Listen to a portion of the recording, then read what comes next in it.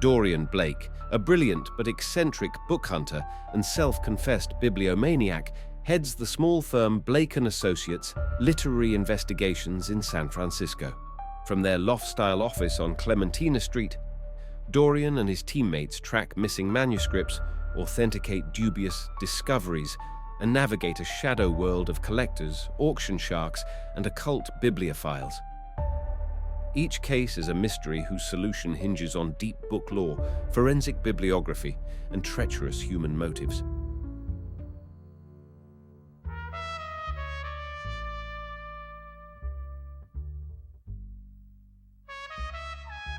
Episode 6: The Binding of Bones, A Surgeon's Bequest. The February gale that rattles the plate glass windows of UCSF Medical Center feels as though it has drifted straight off the grey Pacific, hauling brine, wood smoke, and the smell of distant rain into the 12th floor private ward. Dr. Elias Kern lies propped on snowy pillows that contrast cruelly with his mottled skin. The ventilator that has labored beside him for 3 nights exhales one last mechanical sigh at 23:17. A resident kills the alarm, records time of death, and slips from the room. Only Sister Aline remains, an Irish nun who has seen 5 wars and insists every soul deserves a listener at the end. She smooths the old anatomist's thinning hair and whispers a prayer. Kern's eyes, clouded by kidney failure, fix on the steel locker where his possessions wait. He had told her earlier that bodies were just pages in a cosmic anatomy atlas, but in the instant before the EKG flatlines, something like awe edges across his face, as though the atlas has snapped shut and left him hovering in the margin. Downstairs, paralegal Oscar Dulane pages through Kern's will under the jaundiced light of the morgue lobby. The document is short, crisp, unyielding.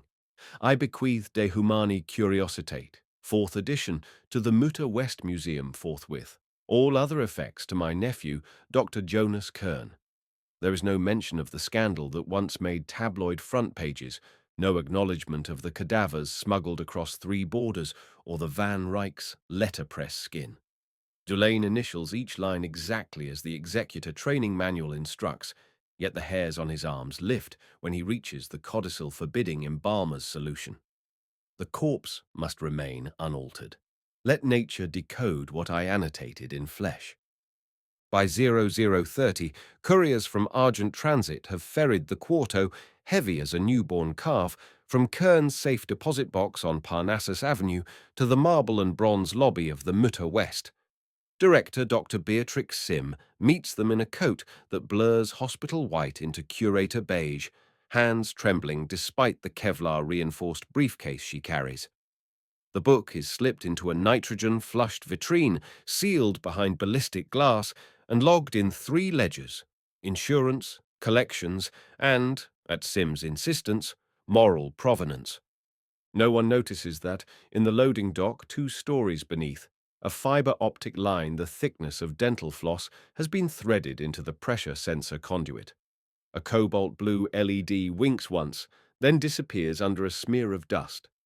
5 hours later, at 4:42, Dr. Sim's private line screams her awake. Wait, reading 0. She sprints through the freezing corridors to find the cradle empty, alarm sirens already silenced by an automated timer. The glass is pristine. The biometrics show no failed entries, no suspicious retries. The $12 million anthropodermic treasure is nowhere to be found. Fog over first editions. Noon. 72 news trucks clog Mission Street, and the word skin-bound trends above celebrity divorces. Inside the repurposed cannery that houses Blake and Associates rare book investigations, Dorian Blake stands before a holoscreen scrolling headlines. The room smells of calf glue, ozone, and espresso. Liu Jiang, hacking tools splayed like surgical instruments. Motion logs from 2300 to 500 are intact, except a 13-second blackout in Records B at 2:12, either a storage buffer overflow or someone very tidy. Mira Patel, goggles perched above an antique binding she's cleaning. Anthropodermic leather fluoresces around 420 nanometers. Anyone with a handheld spec could verify the book on the spot. Forging is doable, but curators can smell pigskin masquerading as person from across the room. Clara Reyes, former Interpol art theft liaison, leaning over the catwalk railing. Inside job. Nobody else knows the Mangano sub-basement route. SFPD already thinks a staffer cloned Sim's palm. The conference camera wafers to life. Professor Giles Harrow, Pentacams of Cambridge Paleography, appears in pixelated excitement. Harrow. Rumour storm in London. Kern inserted an unprinted quire into the hinge. Human parchment tattooed with dissection notes in his own microscript. If it exists, the volume leaves the Voynich and the Grolier in the dust. Dorian's thumb flicks a bronze drachma, an anxious habit since Gutenberg's Shadow, Episode 4. If someone risked a biometric vault over 4 ounces of parchment, they either owe Kern or despise him. A chime. Helena Cloth, senior loss adjuster for Borealis Underwriting, appears. She never video conferences without a crisis and a considerable retainer. Cloth's ultimatum. Helena's spare white office feels colder than the Pacific Trench. Without preamble, she drops a contract into Dorian's data store. Recover the Humani Curiositate within 72 hours. Authenticate condition. Secure chain of custody.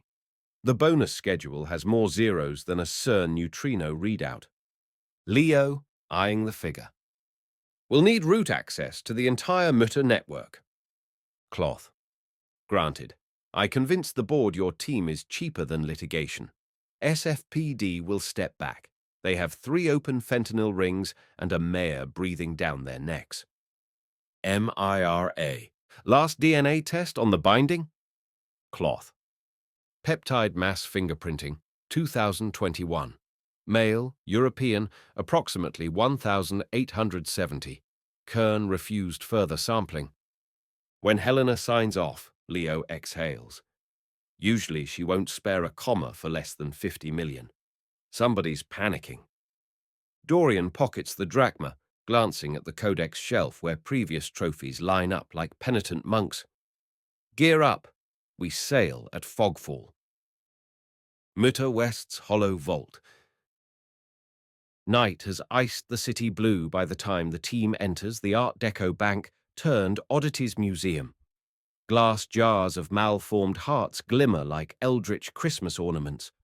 Dr. Sim greets them, circles beneath her eyes plum dark. She leads them into the vault, a 1930s jewelry safe retrofitted with seismic bolts. The cradle, red velvet, now concave, rests beneath a halo of laser trip lines still live. Clara crawls under, unscrews the sensor hub, and fishes out a wafer-thin delay box spliced into the fiber. Leo. Programmable micro-mirror array. Told the system 800 grams present until the timer expired.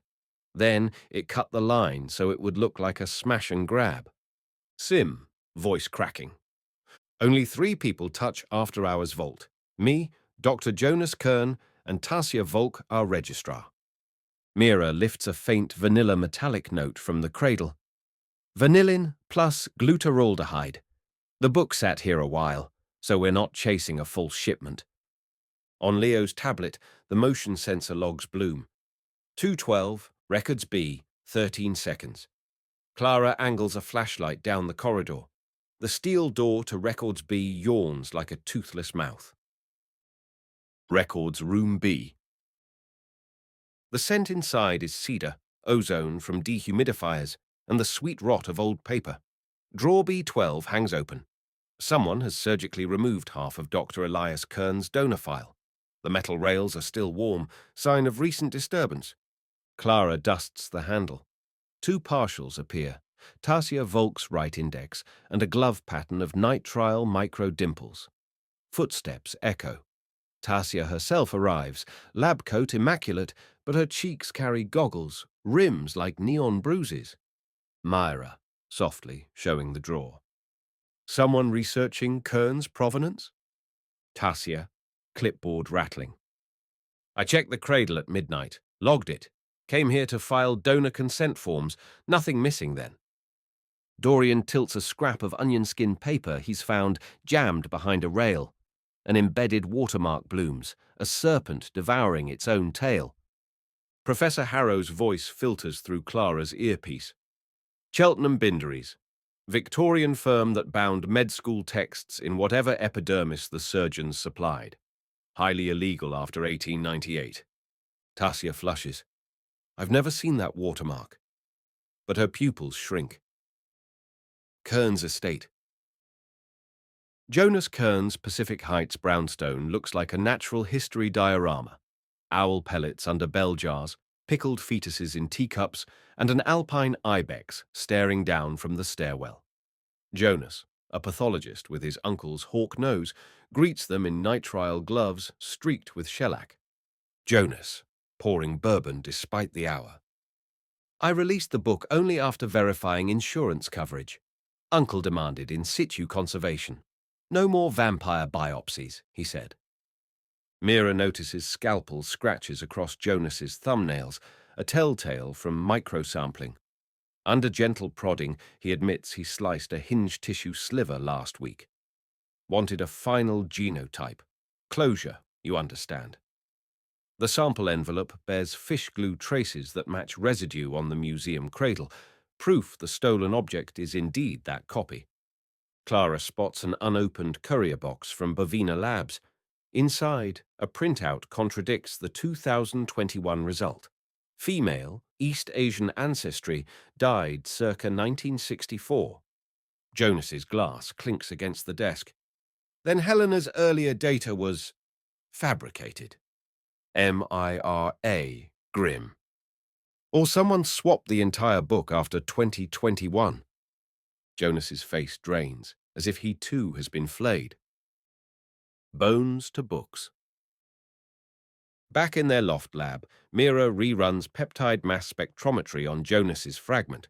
Spectra spike, female, born circa 1943, cadaver fixed in cheap formaldehyde circa 1967.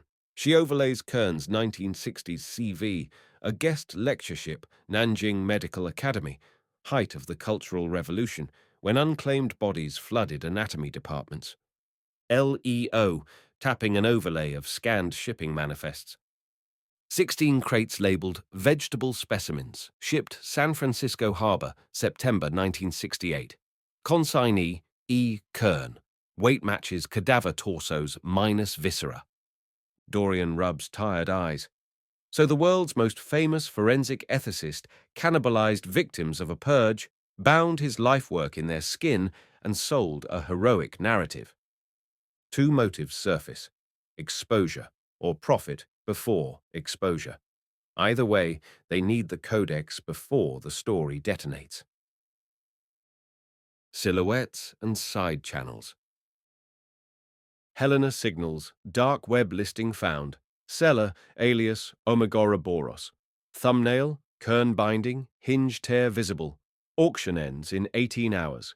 Pickup, Parnassus Aid Station, the condemned lecture hall beside the medical library.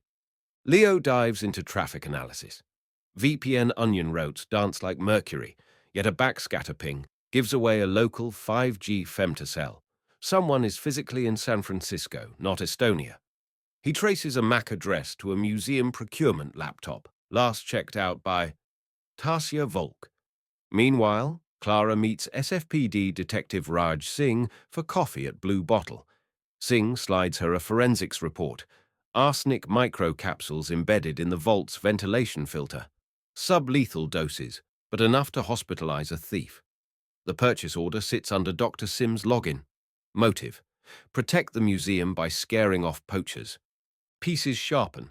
Tasia wants publicity. Jonas wants concealment. Sim wants silence. All three might shoot each other before dawn. An auction in shadows. 2207 Parnassus Aid Station. Storm clouds flicker with sheet lightning, painting the boarded windows a lurid violet. Inside, emergency generators hum. Blake's team ghost in wearing smart fabric overalls.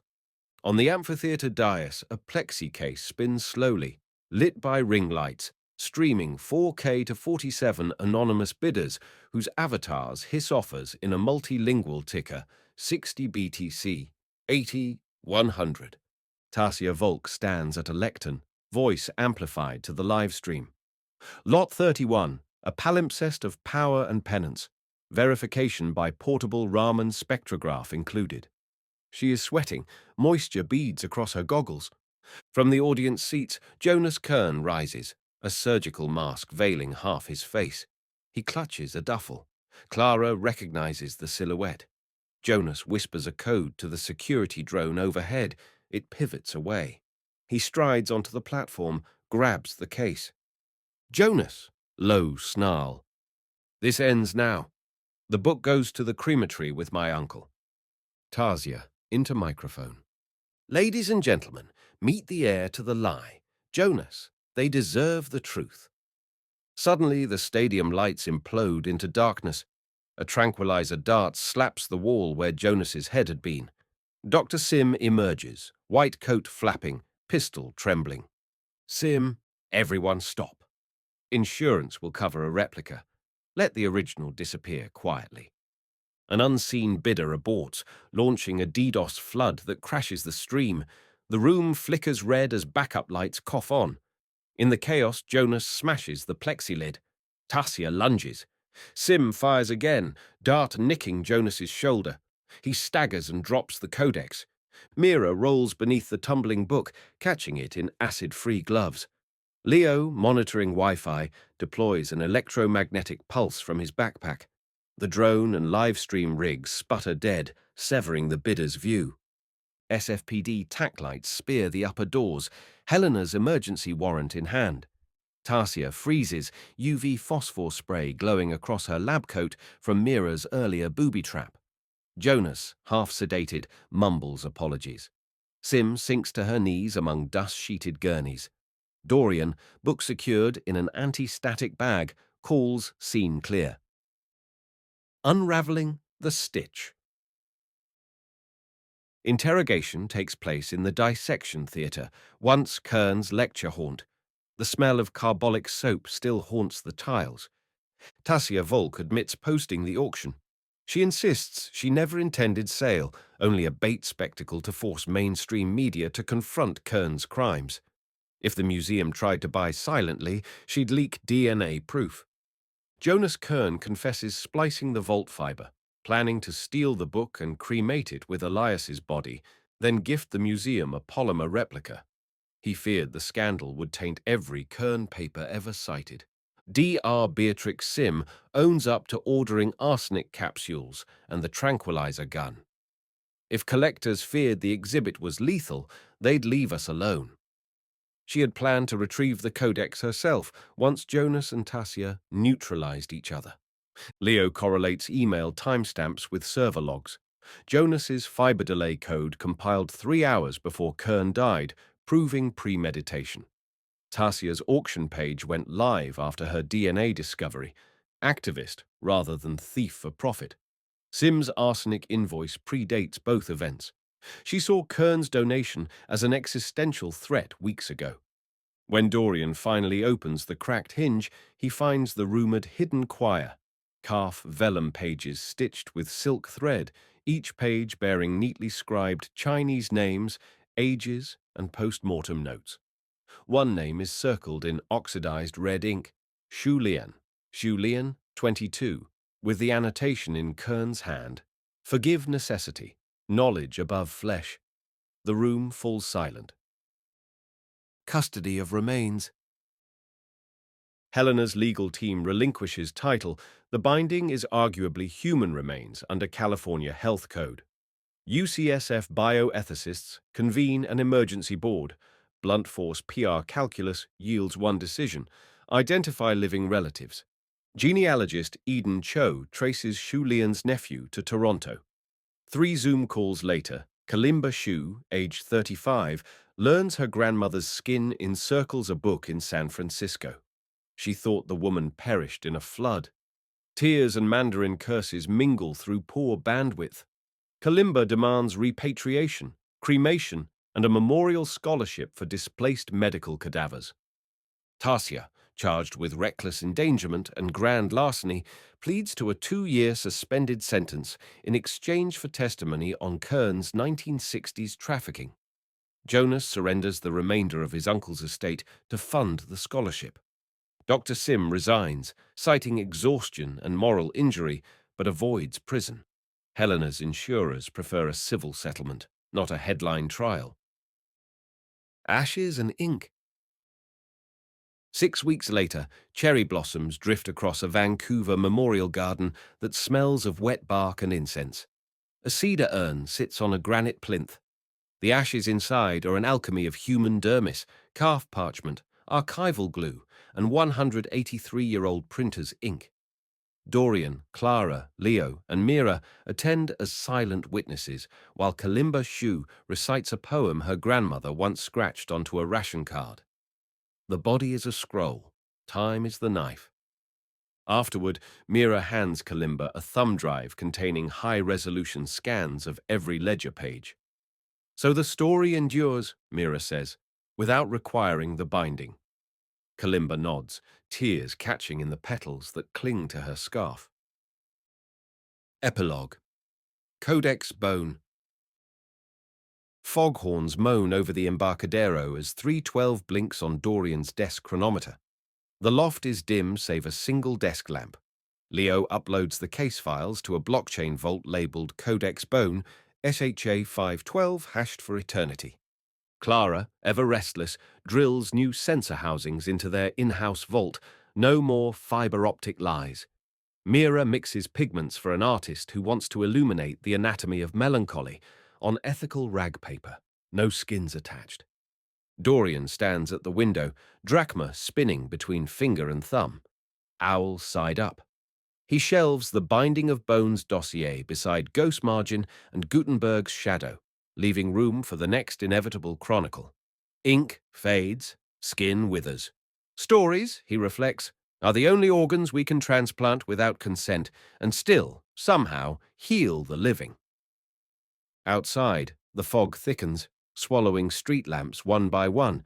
Somewhere, another book waits to be unbraided, and Blake and Associates listen for the flutter of its first unsettling page.